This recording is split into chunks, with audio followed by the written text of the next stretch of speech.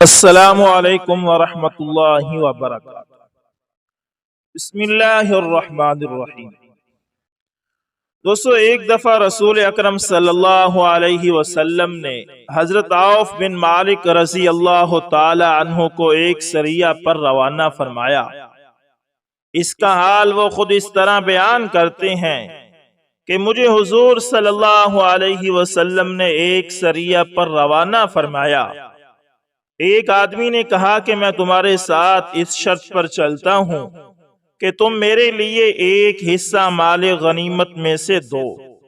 پھر کہنے لگا، خدا کی قسم، مجھے کیا علم کہ تم لوگوں کو مال غنیمت ملے یا نہ ملے، تم تو میرے لیے ایک معین حصہ مقرر کر دو۔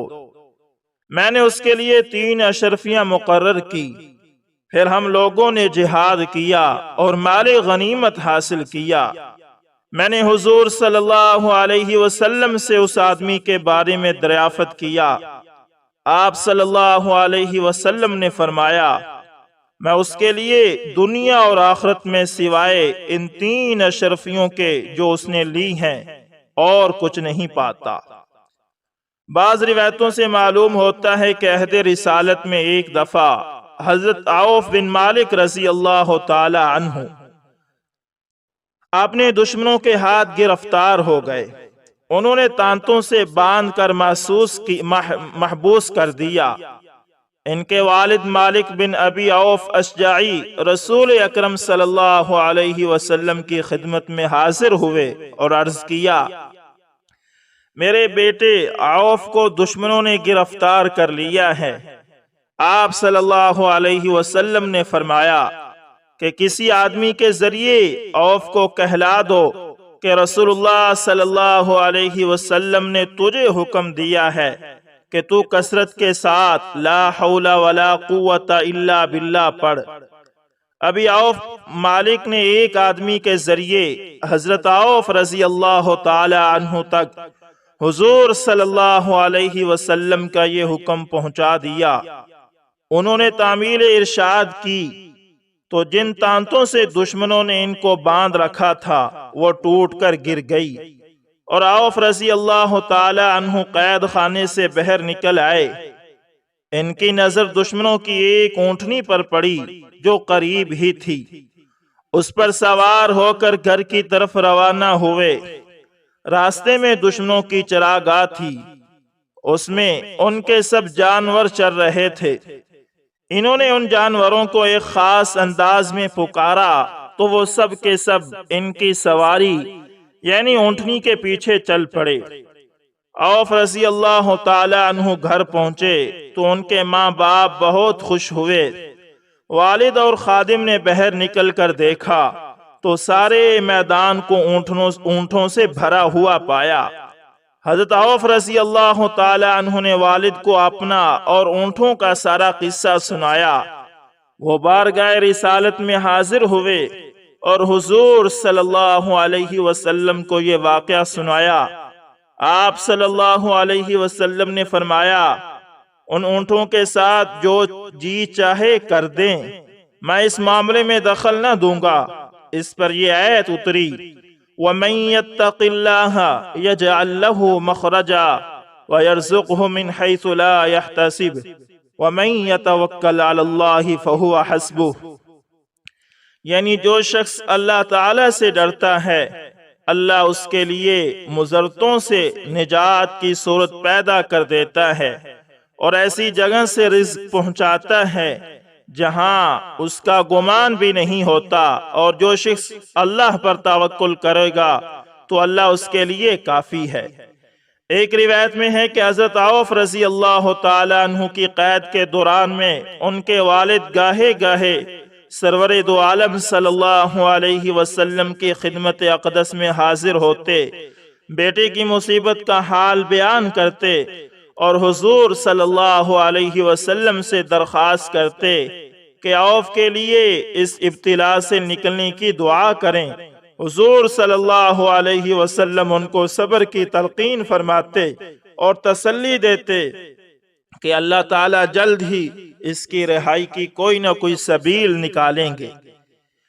دوستو، حضرت عوف بن مالک رضی اللہ تعالی عنہ کو تحصیل علم کا بہت شوق تھا۔ وہ اکثر بارگاہ رسالت میں حاضر ہوتے اور فیضان نبوی سے خوب بہرہ یاب ہوتے۔ جلد ہی ان کو قرآن کریم اور حدیث میں درجہ تبحر حاصل ہو گیا اور وہ خود لوگوں کو قرآن کی تعلیم دینے لگے۔ ایک دفعہ انہوں نے کسی شخص کو قرآن کی تعلیم دی تو اس نے انہیں ایک کمان ہدیے کے طور پر دی۔ انہوں نے اس کا تذکرہ رسول اکرم صلی اللہ علیہ وسلم کے سامنے کیا تو آپ صلی اللہ علیہ وسلم نے فرمایا، اے عوف، کیا تیرا یہ ارادہ ہے کہ تو اللہ پاک سے اس حال میں ملے کہ تیرے دونوں بازوؤں کے درمیان جہنم کی چنگاری ہو؟ گویا آپ صلی اللہ علیہ وسلم نے قرآن پڑھانے کے عوض کسی چیز کے لینے کو ناپسند فرمایا۔ بعض روایات سے معلوم ہوتا ہے کہ حضرت عوف بن مالک کو اکثر سفر میں بھی حضور صلی اللہ علیہ وسلم کی ہم رکابی کا شرف حاصل ہوتا تھا۔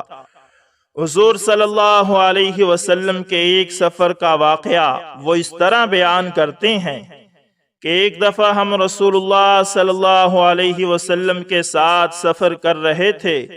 آپ صلی اللہ علیہ وسلم نے اخیر رات میں ایک جگہ پڑاؤ ڈالا۔ ہم میں سے ہر شخص نے اپنی کجاوے کی ہتھی پر ٹیک لگا لی۔ میری آنکھ رات کے کسی حصے میں کھل گئی تو میں نے حضور صلی اللہ علیہ وسلم کو آپ صلی اللہ علیہ وسلم کے کجاوے کے پاس نہ دیکھا۔ مجھ پر گھبراہٹ طاری ہو گئی اور میں حضور صلی اللہ علیہ وسلم کی تلاش میں چل پڑا۔ میں نے حضرت معاذ بن جبل رضی اللہ تعالی عنہ اور حضرت ابو موسیٰ اشعری رضی اللہ تعالی عنہما کو دیکھا کہ وہ بھی حضور صلی اللہ علیہ وسلم کی گمشدگی کی وجہ سے پریشان ہیں اور آپ صلی اللہ علیہ وسلم کی تلاش میں سرگرداں ہیں۔ ہم اسی حال میں تھے کہ اچانک ہم نے وادی کے اوپر کی جانب سے اس قسم کی آواز سنی جیسی چکی کے پھرنے کی ہوتی ہے۔ ہم اس طرف گئے تو وہاں حضور صلی اللہ علیہ وسلم کو بارگاہ رب العزت میں گریہ و زاری کرتے ہوئے پایا۔ ہم نے آپ صلی اللہ علیہ وسلم کو اپنی پریشانی کا حال سنایا تو آپ صلی اللہ علیہ وسلم نے فرمایا کہ آج رات میرے رب عز و جل کی طرف سے ایک آنے والا آیا اور کہا کہ میرے رب نے آپ کو اختیار دیا ہے کہ یا تو اپنی ساری امت کے لیے شفاعت کرنے کا اختیار لے لے یا آدھی امت کو جنت میں داخل کرا لے، سو میں نے شفاعت کرنے کو پسند کیا۔ حضرت عوف رضی اللہ تعالی عنہ کہتے ہیں کہ میں نے عرض کی، اے اللہ کے نبی، آپ کو اللہ کی قسم اور ہم سب کی صحبت کی قسم، کیا آپ صلی اللہ علیہ وسلم نے ہمیں بھی ان لوگوں میں شامل کیا ہے جن کی آپ شفاعت کریں گے؟ آپ صلی اللہ علیہ وسلم نے فرمایا، بے شک تم سب ان لوگوں میں سے ہو جن کی میں شفاعت کروں گا۔ اس کے بعد ہم حضور صلی اللہ علیہ وسلم کی معیت میں پڑاؤ کی طرف چلے، یہاں تک کہ دوسرے اصحاب کے پاس پہنچ گئے۔ دیکھا کہ سب حضور صلی اللہ علیہ وسلم کی گمشدگی سے پریشان اور گھبرائے ہوئے تھے۔ آپ صلی اللہ علیہ وسلم نے فرمایا کہ میرے رب کی طرف سے ایک آنے والا آیا اور کہا کہ شفاعت میں اور اس بات میں اللہ تعالیٰ نے تجھے اختیار دیا ہے کہ اپنی امت کا آدھا جنت میں داخل کراؤ۔ میں نے شفاعت کرنے کو اختیار کر لیا ہے۔ لوگوں نے عرض کیا، ہم آپ کو اللہ اور صحبت کی قسم دیتے ہیں، ہمیں بتائیں کس لیے آپ نے ہم لوگوں کو ان میں شامل کیا ہے جن کو آپ صلی اللہ علیہ وسلم شفاعت کریں گے؟ پس جب لوگوں نے اس بارے میں بہت اصرار کیا تو آپ صلی اللہ علیہ وسلم نے فرمایا، میں حاضرین کو گواہ بناتا ہوں کہ میری شفاعت امت کے ہر اس فرد کے لیے ہوگی جو اس حالت میں وفات پا گیا ہو کہ اللہ تعالیٰ کے ساتھ اس نے کچھ شرک نہ کیا ہو۔ حضرت ابو بکر رضی اللہ تعالی عنہ کے عہد خلافت میں شام میں رومیوں کے خلاف جہاد کا آغاز ہوا، یہاں تک کہ حضرت عمر فاروق رضی اللہ تعالی عنہ کے عہد خلافت میں متعدد خون ریز مارکوں کے بعد پورے شام پر مسلمانوں کا مکمل استیلاء ہو گیا۔ حضرت عوف بن مالک رضی اللہ تعالی عنہ بھی شام جانے والے کسی لشکر میں شامل ہو گئے تھے۔ شام میں انہوں نے رومیوں کے خلاف کئی لڑائیاں میں داد شجاعت دی۔ ان کے قیام شام کے زمانہ میں ایک دفعہ امیر المومنین حضرت عمر فاروق رضی اللہ تعالی عنہ شام تشریف لے گئے۔ ایک دن ایک شامی یہودی امیر المؤمنین کی خدمت میں اس حالت میں حاضر ہوا کہ اس کا سر پھٹا ہوا تھا اور جسم پر جگہ جگہ چوٹوں کے نشانات تھے۔ اس نے فریاد کی کہ اے مسلمانوں کے امیر، ایک مسلمان نے ناحق میرے ساتھ یہ سلوک کیا جو آپ دیکھ رہے ہیں۔ حضرت عمر رضی اللہ تعالی عنہ اس کی فریاد سن کر غضبناک ہو گئے اور حضرت صہیب رضی اللہ تعالی عنہ سے فرمایا، جاؤ اور دیکھو کہ کس شخص نے اس کے ساتھ یہ سلوک کیا ہے، پھر اس کو میرے پاس بھی لے آؤ۔ حضرت صہیب رضی اللہ تعالی عنہ نے جا کر تحقیق کی تو معلوم ہوا کہ حضرت عوف بن مالک رضی اللہ تعالی عنہ نے اس یہودی کو فلاں وجہ سے زد و کوب کیا ہے۔ حضرت صہیب رضی اللہ تعالی عنہ نے ان سے کہا کہ امیر المومنین تم پر سخت خفا ہیں، تم حضرت معاذ بن جبل رضی اللہ تعالی عنہ کے پاس جاؤ اور ان کو ساتھ لے جا کر امیر المؤمنین کے سامنے سارا قصہ بیان کرنا۔ انہوں نے ایسا ہی کیا۔ حضرت عمر رضی اللہ تعالی عنہ نے نماز سے فارغ ہو کر حضرت صہیب رضی اللہ تعالی عنہ سے دریافت کیا، کیا تم اس آدمی کو لے آئے؟ حضرت صہیب رضی اللہ تعالی عنہ نے عرض کیا، جی ہاں، اس یہودی کو مارنے والے عوف بن مالک اشجعی ہیں جو یہاں موجود ہیں۔ امیر المومنین رضی اللہ تعالی عنہ ابھی کچھ کہہ نہ پائے تھے کہ حضرت معاذ بن جبل رضی اللہ تعالی عنہ کھڑے ہو گئے اور عرض کرنے لگے، اے امیر المومنین، عوف بن مالک یہ میرے پاس بیٹھے ہیں، ان کی پہلے سنیے اور ان کو سزا دینے میں جلدی نہ کیجیے۔ حضرت عمر رضی اللہ تعالی عنہ نے حضرت عوف رضی اللہ تعالی عنہ سے پوچھا، تیرا اور اس آدمی کا کیا قصہ ہے؟ حضرت عوف بن مالک اشجعی رضی اللہ تعالی عنہ نے بیان فرمایا کہ اے امیر المومنین، یہ مدعی یعنی یہ یہودی گدھے پر ایک مسلمان عورت کو ہنکا کر لے جا رہا تھا، پھر اس نے اس عورت کو کچوکا دیا تاکہ وہ گدھے سے گر پڑے۔ جب وہ نہ گری تو اس نے اسے دھکا دیا، وہ نیچے جا پڑی تو اس شخص نے اس کی بے حرمتی کی، اس پر میں نے اس کو یہ سزا دی۔ حضرت عمر رضی اللہ تعالی عنہ نے حضرت عوف رضی اللہ تعالی عنہ سے فرمایا، تم اس عورت کو لاؤ تاکہ وہ تمہارے بیان کی تصدیق کرے۔ چنانچہ حضرت عوف رضی اللہ تعالی عنہ اس عورت کے گھر پہنچے اور اس کے شوہر اور والد سے کہا کہ اس خاتون کو امیر المؤمنین بلاتے ہیں۔ وہ دونوں اس کو بھیجنے پر راضی نہ ہوئے اور کہا کہ اس سے ہماری رسوائی ہوگی، لیکن اس خاتون نے کہا، خدا کی قسم میں امیر المؤمنین کے پاس ضرور جاؤں گی۔ اب اس کے شوہر اور والد نے کہا کہ ہم جاتے ہیں اور تیری طرف سے ساری بات کہہ آئیں گے۔ چنانچہ ان دونوں نے حضرت عمر رضی اللہ تعالی عنہ کی خدمت میں حاضر ہو کر بالکل اسی قسم کا بیان دیا جیسا حضرت عوف بن مالک رضی اللہ تعالی عنہ نے دیا تھا۔ اس پر حضرت عمر رضی اللہ تعالی عنہ نے حکم دیا کہ اس یہودی کو سولی دی جائے، ساتھ ہی فرمایا کہ ہم نے تم لوگوں سے اس بات پر صلح نہیں کی کہ تم اس قسم کی حرکتیں کرتے پھرو۔ اس کے بعد فرمایا، اے لوگو، رسول اللہ صلی اللہ علیہ وسلم کی ذمہ داری میں اللہ سے ڈرو، جو شخص بھی اہل ذمہ میں سے ایسا کام کرے گا اس کی ہمارے اوپر کوئی ذمہ داری نہیں۔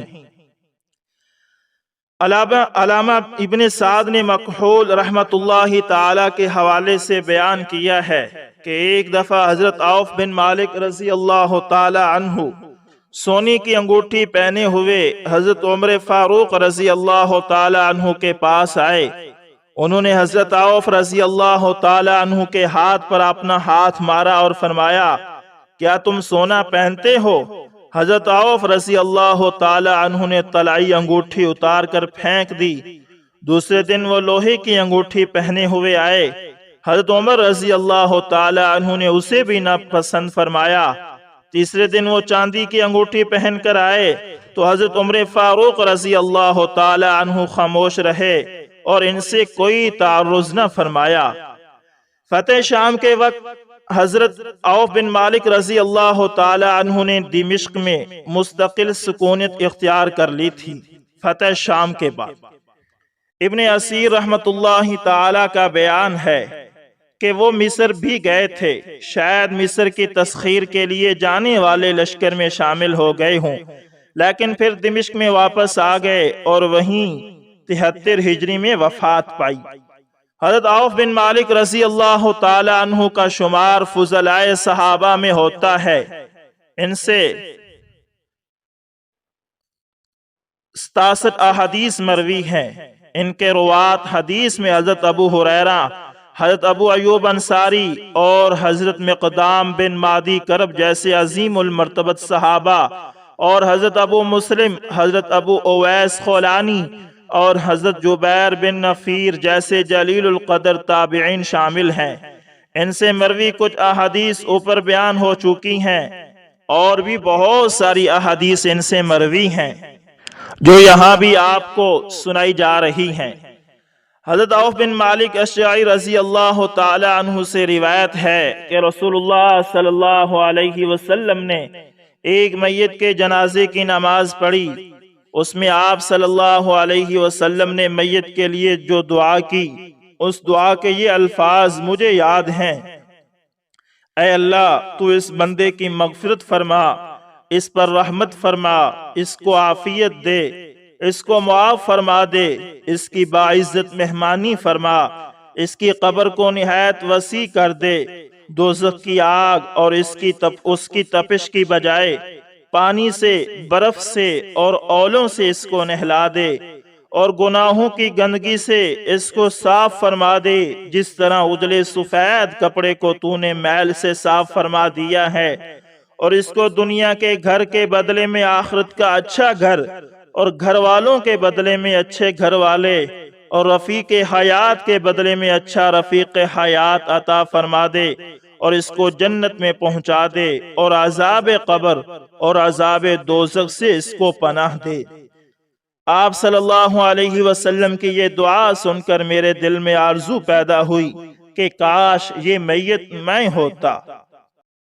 رسول اللہ صلی اللہ علیہ وسلم نے فرمایا کہ اللہ تعالیٰ اس امت پر 2 تلواریں جمع نہ کریں گے، ایک تلوار اس امت کی اور دوسری تلوار ان کے دشمن کی۔ یعنی ایسا نہ ہوگا کہ سچے مسلمان آپس میں لڑیں جبکہ ان کے دشمن نے ان پر تلوار کھینچ رکھی ہو۔ ایک رات میں رسول اللہ صلی اللہ علیہ وسلم کے ساتھ تھا۔ حضور صلی اللہ علیہ وسلم خواب استراحت سے بیدار ہوئے، مسواک کی اور وضو کر کے نماز کے لیے کھڑے ہو گئے۔ میں بھی آپ صلی اللہ علیہ وسلم کے ساتھ نماز کے لیے کھڑا ہو گیا۔ پھر آپ صلی اللہ علیہ وسلم نے سورہ بقرہ کی تلاوت شروع فرمائی تو کوئی رحمت والی آیت ایسی نہ گزری جس میں حضور صلی اللہ علیہ وسلم نے توقف کر کے اللہ سے رحمت کی درخواست نہ کی ہو، اور ایسی کوئی عذاب والی آیت نہ گزری جس میں آپ صلی اللہ علیہ وسلم نے توقف کر کے عذاب سے پناہ نہ مانگی ہو۔ نفلی نمازوں میں اس طرح رک کر دعا کرنا جائز ہے بشرطیہ کہ عربی میں ہو۔ پھر آپ صلی اللہ علیہ وسلم نے قیام کے برابر طویل رکوع فرمایا اور پڑھا: سبحان ذی الجبروت والملکوت والعظمت والکبریاء۔ پھر رکوع سے سر مبارک اٹھا کر اتنا ہی قیام فرمایا اور اس میں بھی یہی کلمات پڑھے: اس کے بعد سجدہ کیا اور اس میں بھی یہی کلمات پڑھے، پھر دونوں سجدوں کے درمیان جلوس فرمایا اور اس میں بھی اسی کی مانند کلمات ادا فرمائے۔ اس کے بعد باقی رکعتوں میں سورہ آل عمران، سورہ النساء اور سورہ المائدہ تلاوت فرمائی۔ ام المومنین حضرت عائشہ صدیقہ رضی اللہ تعالی عنہا سے روایت ہے کہ رسول اللہ صلی اللہ علیہ وسلم نے فرمایا کہ جب تم میں سے کوئی کھانا کھانے کا ارادہ کرے تو اسے چاہیے کہ اللہ کا نام لے، یعنی پہلے بسم اللہ پڑھے، اور اگر شروع میں بسم اللہ پڑھنا بھول جائے تو بعد میں کہہ لے بسم اللہ اولہ و آخرہ۔ تو دوستو یہ تھے حضرت مالک بن عوف اشجعی رضی اللہ تعالی عنہ، جو اللہ تعالیٰ کے رسول کے بہت ہی لاڈلے اور بہت ہی پیارے صحابی تھے، جن کے زندگی کے مختلف واقعات آپ کے سامنے شیئر کیے گئے ہیں، اور اس میں وہ احادیث بھی کچھ شیئر کی گئی ہیں جو حضرت مالک بن عوف اشجعی رضی اللہ تعالی عنہ سے مروی تھی۔ دوستو یہ وہ لوگ ہیں جنہوں نے اپنے آپ کی قربانی دے کر اسلام کو ہم تک پہنچایا اور اپنی جان کی کوئی بھی پرواہ نہیں کی۔ اگر آج ہم بھی کامیابی چاہتے ہیں تو ہمیں صحابہ کرام رضوان اللہ علیہم اجمعین کے نقش قدم پر چل کر اس دنیا کے سفر کو طے کرنا ہوگا۔ دوستو ہمارے اس چینل پر صحابہ کرام، تابعین، علماء کرام، اولیاء کرام اور بہت سے دوسرے اسلامی واقعات مستند اپلوڈ کیے جاتے ہیں۔ اگر آپ اس سلسلے کو پسند کرتے ہیں تو لائک، شیئر اور کومنٹ لازمی کریں، اور اگر آپ ہمارے channel AS information T V پر نئے ہیں تو دوستو اس کو بھی لازمی سبسکرائب کریں اور ساتھ میں بیل کے نشان کو دبانا نہ بھولیے گا تاکہ ہر نئی ویڈیو کا نوٹیفیکیشن آپ تک پہنچتا رہے۔ دوستو ملتے ہیں کسی نیکسٹ اچھی سی ویڈیو کے اندر، تب تک کے لیے اللہ حافظ، جزاکم اللہ خیر۔